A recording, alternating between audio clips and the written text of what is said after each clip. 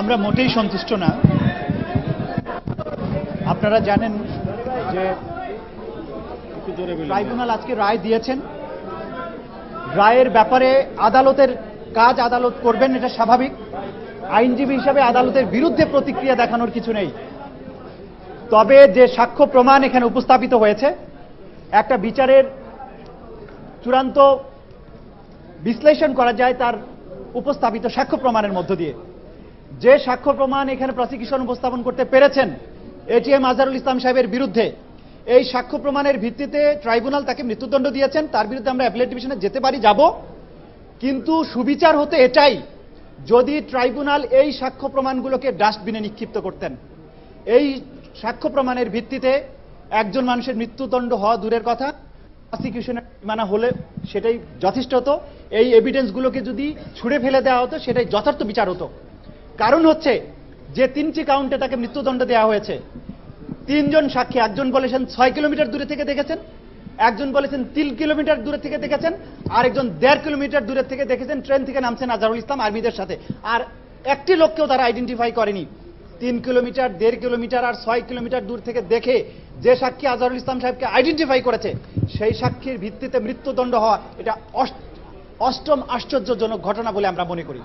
আমরা বিশ্বাস করি ট্রাইব্যুনালের রায় ভুল হতে পারে, শুদ্ধ হতে পারে, তার বিশ্লেষণ হবে সুপ্রিম কোর্টে। আমরা আপাতত মনে করছি ট্রাইব্যুনাল যে রায় দিয়েছেন সেটি সঠিক হয়নি, তার বিরুদ্ধে আমরা সুপ্রিম কোর্টে যাব।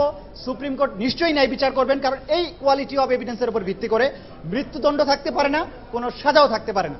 তাজুল ইসলাম, এটিএম আজহার তো ওই সময় ছাত্র সংঘের সভাপতি ছিলেন, এটা কিন্তু প্রমাণিত হয়েছে। অদ্ভুত ব্যাপার, একটি বিবৃতি দেওয়া হয়েছে যে একজন ব্যক্তিকে হত্যা করা হয়েছে, তার হত্যাকাণ্ডের নিন্দা জানানো হয়েছে।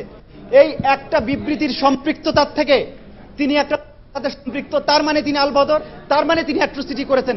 এইভাবে ফ্যালাসিয়াস আর্গুমেন্ট করে একটা মানুষকে ফৌজদারি মামলা সাজা দেওয়া যায়? উনি থাকতে পারেন ছাত্র সংঘের সাথে, সেটা কি মিন করে যে তিনি কোনো অপরাধ করেছেন? এবং যিনি ধর্ষিতা বলে দাবি করছেন তিনি বলেছেন যে 71 সালে তার কোনো বাচ্চা কাচ্চা ছিল না, অথচ তার ডকুমেন্ট থেকে দেখানো যাচ্ছে যে ওই সময় তিনি 6 সন্তানের জননী ছিলেন। এইরকম মিথ্যাচারের পরে সেই মামলায় কি করে প্রমাণিত হবে?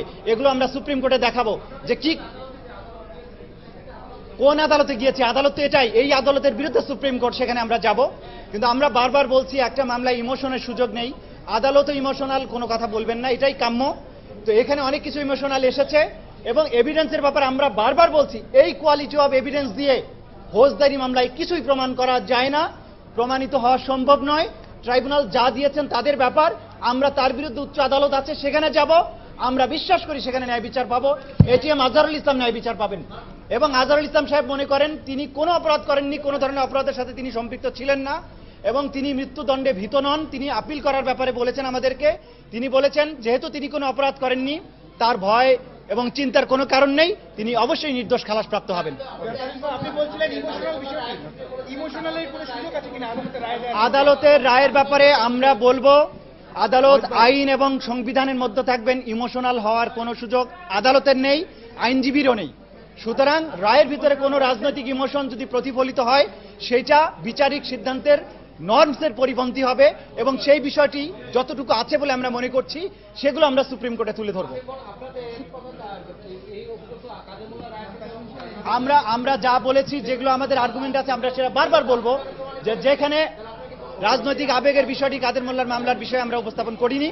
যেটি বলেছি নিজামী সাহেবের রায়ের ব্যাপারে বলা হয়েছে সেটি স্টিল বিচারাধীন আছে সুপ্রিম কোর্টে এবং আমরা বিশ্বাস করি সেখানে সেটা প্রমাণিত হবে। ধন্যবাদ।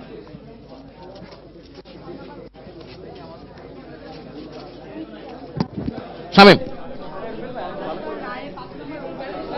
যিনি অভিযুক্ত তার আইনজীবী, যিনি মৃত্যুদণ্ডপ্রাপ্ত এটিএম আজহারুল ইসলাম, 3টি অভিযোগ প্রমাণিত হওয়ায় আন্তর্জাতিক অপরাধ ট্রাইব্যুনাল যাকে মৃত্যুদণ্ডে